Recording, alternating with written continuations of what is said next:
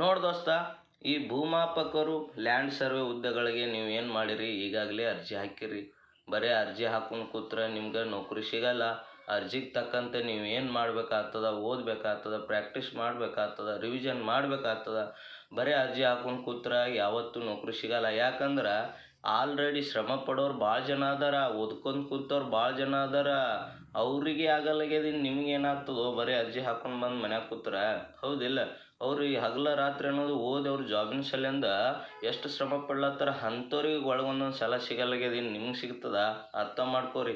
ನೀವು ಕಷ್ಟಪಡಬೇಕು, ಪ್ರಯತ್ನ ಪಡಬೇಕು, ಆವಾಗ ನಿಮ್ಗೆ ಏನಾಗ್ತದ, ನೌಕರಿ ಸಿಗ್ತದ. ಹೌದಾ?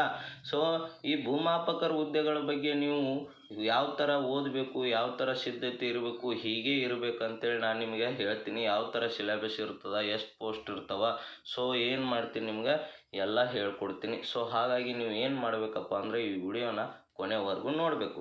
ನೋಡ್ರಿ, ಇಲ್ಲಿ ಈ ಲ್ಯಾಂಡ್ ಸರ್ವೆ ಪರೀಕ್ಷೆಗೆ ಸಿದ್ಧತೆ ಹೆಂಗೆ ಇರ್ಬೇಕಂದ್ರೆ, ಸೊ ಈ ಲ್ಯಾಂಡ್ ಸರ್ವೆ ಪರೀಕ್ಷೆ ಏನು ಮಾಡ್ಯಾರಪ್ಪ ಅಂದ್ರೆ ಟೋಟಲ್ 750 ಪೋಸ್ಟ್ಗಳು ಬಿಟ್ರೆ. ಈ 750 ಪೋಸ್ಟ್ಗಳಂದ್ರೆ ನಿಮ್ಗೆ ಸಾಮಾನ್ಯವಾದ ಪೋಸ್ಟ್ಗಳಲ್ಲ, ಭಾಳ ಅದು ಈ ಪೋಸ್ಟ್. ಯಾಕಪ್ಪ ಅಂದ್ರೆ ನೀವು ಈಗಾಗಲೇ ನೋಡಿರ್ತೀರಿ ಎಷ್ಟೆಷ್ಟು ಕರೆದಿರ್ತಾನೆ. 200 ಕರೆಯೋದು, 300 ಕರೆಯೋದು, ಕೇವಲ ಇಷ್ಟಿಷ್ಟೇ ಕರೆದಿರ್ತಾನೆ. ಬಟ್ ಇದಕ್ಕೇನು 750 ಪೋಸ್ಟ್ಗಳು ಕರೆದಾನೆ. ಹೌದಾ? 750 ಪೋಸ್ಟ್ಗಳ ಇದ್ರಾಗ HK ಮತ್ತು ನಾನ್ HK ಮಿಕ್ಸ್ ಆಗ್ಯಾವ. 750 ಪೋಸ್ಟ್ಗಳೊಳಗೆ ನೀ ನಂದು ಒಂದು ಪೋಸ್ಟ್ ಅದಂತೇಳಿ ಅನ್ಕೊಂಡು ಓದಿದೆ ಅಂದ್ರೆ ನಿನಗೆ ಈ ಲ್ಯಾಂಡ್ ಸರ್ವೆ ಜಾಬ್ ಸಿಕ್ಕೇ ಬಿಡ್ತದೆ. ಹೌದಾ? ನೀ ಹಿಂಗೆ ನೆಗ್ಲೆಕ್ಟ್ ಮಾಡಿದೆ ಅಂದ್ರೆ ನಿಮ್ಗೆ ಯಾವ ಜಾಬು ಸಿಗಲ್ತಮ್ಮ. ಅರ್ಥ ಆಗ್ತದ? ನೋಡ್ರಿ, ಈ ಲ್ಯಾಂಡ್ ಸರ್ವೆ ಓದೋಕೆ ಮುಂಚೆ ಇದಕ್ಕೆ ಸಿಲೆಬಸ್ ಏನಿಟ್ಟಾರ, ಹೌದಾ, ಯಾರೆಲ್ಲ ಅಪ್ಲಿಕೇಶನ್ ಹಾಕ್ಯಾರ ನೋಡೋಣ. ಇದು ಸೈನ್ಸ್ ಭಾಗದವ್ರಿಗೆ, ಏನು ಈ ಸೈನ್ಸ್ ಮಾಡ್ಯಾರಲ್ಲ, ಈ ಸೈನ್ಸ್ ಭಾಗದವ್ರಿಗೆ ಒಂದು ಒಳ್ಳೆ ಆಪರ್ಚುನಿಟಿ ಅಂತ ಹೇಳ್ಬೋದು. ಯಾಕಂದ್ರೆ ಇಲ್ಲಿ ಆರ್ಟ್ಸ್ ಸ್ಟೂಡೆಂಟ್ ಹಾಕಲ್ಲ ನೋಡ್ರಿ. ಆರ್ಟ್ಸ್ ಸ್ಟೂಡೆಂಟ್ದವ್ರಿಗೆ ಇದು ಅಪ್ಲಿಕೇಶನ್ ಬರಲ್ಲ. ಹೌದಾ? ಕಾಮರ್ಸ್ ಸ್ಟೂಡೆಂಟ್ದವ್ರಿಗೆ ಇದು ಏನು ಬರಲ್ಲ, ಇದು ಅರ್ಜಿ ಹಾಕ್ಲಿಕ್ಕೆ ಬರಲ್ಲ. ಇವ್ರು ಯಾರೂ ಹಾಕಲ್ಲ. ಬಟ್ ಒಳ್ಳೆ ಆಪರ್ಚುನಿಟಿ ಅಂದ್ರೆ ಸೈನ್ಸ್ ಮಾಡಿದವ್ರಿಗೆ, ಇವ್ರು ಏನು ಸೈನ್ಸ್ ಮಾಡಿರ್ತಾರಲ್ಲಪ್ಪ, ಇವ್ರಿಗೆ ಒಂದು ಒಳ್ಳೆ ಸುವರ್ಣ ಅವಕಾಶ ಅಂತ ಹೇಳ್ಬೋದು. ಅರ್ಥ ಆಗ್ತದ? ಈ ಸೈನ್ಸ್ ಮಾಡಿದವ್ರು ಯಾಕಂದ್ರೆ ಯಾಕಂದ್ರೆ ನೀವು ನೋಡಿರ್ತೀರಿ, ಯಾವುದೇ ಒಂದು ಪೋಸ್ಟ್ ಬಿಟ್ಟರೆ ಎಲ್ಲರೂ ಹಾಕ್ತಾರೆ. ಎಲ್ಲರೂ ಏನು ಮಾಡ್ತಿರ್ತಾರೆ, ಪ್ರತಿಯೊಬ್ಬರು ಹಾಕ್ತಾರೆ. ಬಟ್ ಅಲ್ಲಿ ನಿಮ್ಗೆ ಏನಾಗ್ತದೆ, ಕಾಂಪಿಟೇಷನ್ ಭಾಳ ಆಗ್ತದೆ. ಇಲ್ಲಿ ನೋಡ್ರಿ, ಇಲ್ಲಿ ಈ ಎರಡು ಓದಿದವ್ರು ಹೋಗ್ಬಿಟ್ರಿ. ಇಲ್ಲಿ ಆರ್ಟ್ಸ್ ಓದಿದವ್ರು ಹೋದರು, ಕಾಮರ್ಸ್ ಓದೋರು, ಬರೀ ಸೈನ್ಸ್ದವರು ಮತ್ತು ಈ ಡಿಪ್ಲೊಮ್ದವ್ರಿಗೂ ಕೆಲವ್ರಿಗೆ ಅವಕಾಶ ಅದ, ಮತ್ತು ಇನ್ನು ಕೆಲವರಿಗಿಲ್ಲ. ಹೌದಾ? ಈ ರೀತಿ ಇದ್ದಾಗ ನಿಮ್ಗೆ ಏನಾಗ್ತದೆ, ಸ್ವಲ್ಪ ಕಾಂಪಿಟೇಷನ್ ಕಡಿಮೆ ಆಗ್ತದೆ. ಈ ಕಾಂಪಿಟೇಷನ್ ಕಡಿಮೆ ಆದಾಗ ಈ 750 ಪೋಸ್ಟ್ಗಳಲ್ಲಿ ನನಗೂ ಒಂದು ಸಿಗ್ಬೋದು ಅಂತ ಮತ್ತು ಹೊಳ್ಳಿ ನಿಮ್ಗೊಂದು ಸ್ವಲ್ಪ ಖುಷಿ ಅನಿಸುತ್ತದೆ. ಹೌದಾ? ಅದಕ್ಕೆ ನೀವು ಏನು ಮಾಡ್ಬೇಕು, ಈ ಕಾಂಪಿಟೇಷನ್ ಕಡಿಮೆ ಅದಂದ್ರೆ ನೀವು ಇದನ್ನು ಓದಬೇಕು, ಪ್ರಯತ್ನ ಪಡಬೇಕು. ಇದೊಂದು ಒಳ್ಳೆ ಸುವರ್ಣ ಅವಕಾಶ. ಇದನ್ನು ಸದುಪಯೋಗ ಪಡ್ಕೊಂಡೆ ಅಂದ್ರೆ ನಿನಗೆ ಗ್ಯಾರಂಟಿ ಲ್ಯಾಂಡ್ ಸರ್ವೆ ಹುದ್ದೆ ಕಟ್ಟಿಟ್ಟ ಬುತ್ತಿ. ಹೌದಾ? ಅರ್ಥ ಆಗ್ತದ? ಮೊದಲೇ ಮಾತು ಇದು ಸೈನ್ಸ್ದವ್ರು.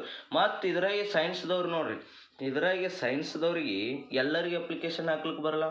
ಮ್ಯಾಥ್ಸ, ಹೌದಾ, ಮ್ಯಾಥ್ಸ್ 60% ರಿಸಲ್ಟ್ ಆಗಿರಬೇಕು ನೋಡ್ರಿ. ಮ್ಯಾಥ್ಸ್ 60% ಅಬೌವ್ ರಿಸಲ್ಟ್ ಆದವ್ರಿಗೆ ಇದು ಏನಾಗ್ತಾರೆ, ಈ ಅರ್ಜಿ ಹಾಕ್ಲಿಕ್ಕೆ ಬರ್ತದೆ. ಇನ್ನು ಉಳ್ದವ್ರಿಗೆ ಬರಲ್ಲ. ಎಲ್ಲ ಸೈನ್ಸ್ ಮಾಡಿದವ್ರಿಗೂ ಹಾಕ್ಲಿಕ್ಕೆ ಬರಲ್ಲ. 60% ಯಾರು ಮ್ಯಾಥ್ಸಿಗೆ ಅಬೌಟ್ ಮಾಡಿರ್ತಾರಲ್ಲ ಅವ್ರಿಗೆ ಮಾತ್ರ ಅರ್ಜಿ. ನೋಡಿ, ಇಲ್ಲೊಂದು ಸ್ವಲ್ಪ ನಿಮ್ಮ ಕಾಂಪಿಟೇಷನ್ ಕಡಿಮೆ ಇತ್ತು. ಬಟ್ ನಿಮ್ಗೆ ಬರೋದೆಷ್ಟು, ಕೆಲವೇ ಜನ ಬರ್ತಾರೆ ಕಾಂಪಿಟೇಷನ್ಗೆ. ನೀವು ಅದ್ರಾಗ ಕಷ್ಟಪಟ್ಟು ಶ್ರಮಪಟ್ಟು ಓದಿದೆ ಆದರೆ ನಿಮಗೆ ಈ ಲ್ಯಾಂಡ್ ಸರ್ವೆ ಜಾಬ್ ಕಟ್ಟಿಟ್ಟ ಬುತ್ತಿ.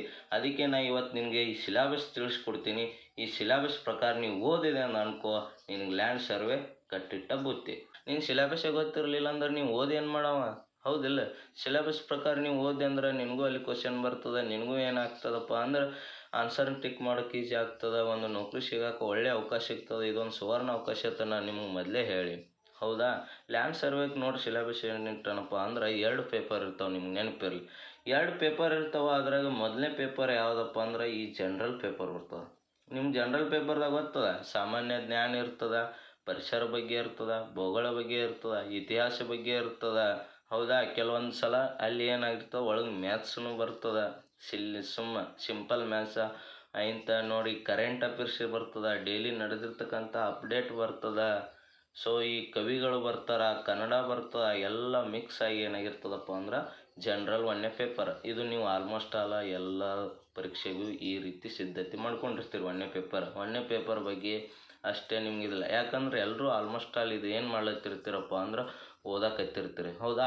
ಎಲ್ಲ ಪೇಪರ್ಗೂ ಇದೊಂದು ಕಾಮನ್ ಇರ್ತದೆ, ನೀವು ಏನು ಮಾಡಿರ್ತೀರಿ ಎಲ್ಲ ರೀತಿಯಾಗಿ ಓದಿರ್ತೀರಿ. ಬಟ್ ಈ ಎರಡನೇ ಪೇಪರ್ ಏನಿರುತ್ತೆ ಯಾವ ರೀತಿ ಇರ್ತದೆ ನೋಡಿರಿ. ಎರಡನೇ ಪೇಪರ್ ಯಾವುದಪ್ಪ ಅಂದ್ರೆ ನೋಡಿರಿ, ಈ ಎರಡನೇ ಪೇಪರ್ ನಿಮ್ಗೆ ಈ ಎರಡನೇ ಪೇಪರ್ ಒಳಗೆ ಯಾವ ರೀತಿ ನಿಮ್ಗೆ ಕ್ವಶನ್ ಕೇಳ್ತಾನೆ ಹೌದಾ. ಈ ಎರಡನೇ ಪೇಪರ್ ಒಳಗೆ ನೋಡಿರಿ, ಈ ಎರಡನೇ ಪೇಪರ್ ಅದಲ್ಲ, ಇದ್ರ ಒಳಗೆ ಮ್ಯಾಥ್ಸ್ ಕೇಳ್ತಾನೆ, ಅತಿ ಹೆಚ್ಚು ಮ್ಯಾಥ್ಸ್. ನೋಡಿರಿ, ಮ್ಯಾಥ್ಸ್ ಇಲ್ಲಿ 70% ಮ್ಯಾಥ್ಸ್ ಕೇಳ್ತಾನೆ, ಫಿಸಿಕ್ಸ್ 20% ಕೇಳ್ತಾನೆ ಹೌದಾ. ಬಟ್ ಏನು ಭೂಗೋಳ ಏನು ಮಾಡ್ತಾನೆ 10% ಕೇಳ್ತಾನೆ. ನೆನಪಿರಿ, ಇಲ್ಲಿ ನೋಡಿಲಿ, ಇದು ಎಲ್ಲರೂ ಓದ್ತಾರೆ, ಎಲ್ಲರೂ ಮಾಡ್ತಾರೆ. ಇದು ಪ್ರಾಕ್ಟೀಸ ಪ್ರತಿಯೊಬ್ಬರು ಮಾಡ್ತಾರೆ. ಒಂದನೇ ಪೇಪರ್ ನಿಮ್ಗೆ ನೆನಪಿರಲಿ, ಪ್ರತಿಯೊಬ್ಬ ಓದ್ತಾನೆ, ಪ್ರತಿಯೊಬ್ಬ ಮಾಡ್ತಾನೆ. ಯಾಕಂದ್ರೆ ಎರಡನೇ ಪೇಪರ್ ಯಾರೂ ಮಾಡಲ್ಲ, ಮ್ಯಾಥ್ಸ್ ಅಷ್ಟೇ ಯಾರೂ ಓದಲ್ಲ, ಚೆನ್ನಾಗಿ ನೆಗ್ಲೆಕ್ಟ್ ಮಾಡ್ತಿರ್ತಾರೆ. ನೀ ಎರಡನೇ ಪೇಪರ್ ಕಂಪ್ಲೀಟಾಗಿ ನೀಟಾಗಿ ಮಾಡ್ಕೊಂಡೆ ಅಂದ್ರೆ ಇಲ್ಲೇ 70 ಮಾರ್ಕ್ಸ್ ಇರ್ತಾವೆ. 70 ಮಾರ್ಕ್ಸ್ ಇಲ್ಲೇ ನೀ ತೊಗೊಂಡೆ ಅಂದ್ರೆ ನಿನ್ಗೆ ಈ ಪೇಪರ್ದಾಗ ಕಡಿಮೆ ತೊಗೊಂಡ್ರು ನಿನ್ಗೆ ನೌಕರಿ ಸಿಗೋ ಚಾನ್ಸ್ ಏನಿರ್ತದೆ, ಅತಿ ಹೆಚ್ಚು ಸಾಧ್ಯತೆ ಇರ್ತದೆ ಅಂತ ಹೇಳ್ತೀನಿ ಹೌದಾ. ಸೊ ಇದ್ರ ಒಳಗೆ ಮ್ಯಾಥ್ಸ ಫಿಸಿಕ್ಸ್ 20%, ಭೂಗೋಳ 10% ಹೌದಾ. ಇಲ್ಲೆಲ್ಲ ಕೂಡ ಏನದ 100% ಐತೆ ನಿಮ್ಗೆ. ಮ್ಯಾಥ್ಸ್ ನೀವು ಅತಿ ಹೆಚ್ಚು ಪ್ರಾಕ್ಟೀಸ್ ಮಾಡ್ಬೇಕಾಗ್ತದೆ. ನಾ ಈಗಾಗಲೇ ನಿಮ್ಗೆ ಮ್ಯಾಥ್ಸ್ ಕ್ಲಾಸ್ ಸ್ಟಾರ್ಟ್ ಮಾಡಿದ್ದೀನಿ, ಬೇಕಾದ್ರೆ ನೀವು ಹೋಗಿ ಎಲ್ಲ ವಿಡಿಯೋಗಳನ್ನು ನೋಡಿರಿ, ನಿಮ್ಗೆ ಅರ್ಥ ಆಗ್ತದೆ ಹೌದಾ. ಈ ಮ್ಯಾಥ್ಸ್ ಒಳಗೆ ಏನೇನು ಕೇಳ್ತಾರೆ, ರೀಸನಿಂಗ್ ಬಗ್ಗೆ ಇರ್ತದೆ, ಕ್ಯಾಲೆಂಡರ್ ಬಗ್ಗೆ ಇರ್ತದೆ, ಸಂಖ್ಯಾ ಸರಣಿಗಳ ಬಗ್ಗೆ ಇರ್ತದೆ, ಲಾಭ ಮತ್ತು ನಷ್ಟ, ಸರಳ, ಬಡ್ಡಿ ಹೌದಾ. ಪ್ರತಿಯೊಂದ್ರ ಮ್ಯಾಗೆ ಏನಿರ್ತದೆ ನಿಮ್ಗೆ ಮ್ಯಾಥ್ಸ್ ಮ್ಯಾಗೆ 70% ಕ್ವಶನ್ ಕೇಳ್ತಾನೆ. ನೀವು ಓದಲೇಬೇಕು. ಓದಿದೆ ಅಂದರೆ ನಿಮ್ಗೆ ಏನಾಗ್ತದೆ, ಲ್ಯಾಂಡ್ ಸರ್ವೆ ಸಿಕ್ಕೇ ಸಿಗ್ತದೆ. ಸೊ ಫಿಸಿಕ್ಸ್ ಬಗ್ಗೆನೂ ಗೊತ್ತದೆ, ಯಾವ್ದ್ರದ್ದು SI ಯೂನಿಟ ಹೌದಾ. ಈ ರೀತಿ ನೀವು ಫಿಸಿಕ್ಸ್ ಬಗ್ಗೆ SI ಯೂನಿಟ ಅದ್ರಾಗೂ ಕೂಡ ಪ್ರಾಬ್ಲಮ್ಸ್ ಬರ್ತಾವೆ. ಸೊ ಅವುಗಳು ಕೂಡ ನೀವು ಏನು ಮಾಡಬೇಕಾಗ್ತದೆ, ಓದಬೇಕಾಗ್ತದೆ. ಇಲ್ಲಿ ಭೂಗೋಳ ಅಂದ್ರೆ ಕರ್ನಾಟಕದ ಭೂಗೋಳ ಅಥವಾ ಭಾರತದ ಭೂಗೋಳ. ಸೊ ಇದೊಂದು ಸ್ವಲ್ಪ ನೀವು ಏನು ಹೈಲೈಟ್ ಆಗಿ ನೋಡ್ಕೊಂಡ್ರೆ ಈಸಿಯಾಗಿ ನೀವು ಏನು ಮಾಡ್ಬೋದು, ಲ್ಯಾಂಡ್ ಸರ್ವೆ ಹುದ್ದೆನ ಪಾಸ್ ಮಾಡ್ಬೋದು ಅಂತ ಹೇಳಕ್ಕೆ ಇಷ್ಟಪಡ್ತೀನಿ ಹೌದಾ. ಇಷ್ಟು ಸಿಲೆಬಸ್ ಅದ ನಿಮ್ಗೆ. ಪ್ರತಿನಿತ್ಯ ನೀವು ಕೂತ್ಕೊಂಡು ಮಾಡಿದ್ದೆ ಆದರೆ ನಿಮ್ಗೆ ಲ್ಯಾಂಡ್ ಸರ್ವೆ ನೌಕರಿ ಕಟ್ಟಿಟ್ಟ ಬುತ್ತಿ ಅಂತ ಹೇಳಕ್ಕೆ ಇಷ್ಟಪಡ್ತೀನಿ. ಧನ್ಯವಾದಗಳು.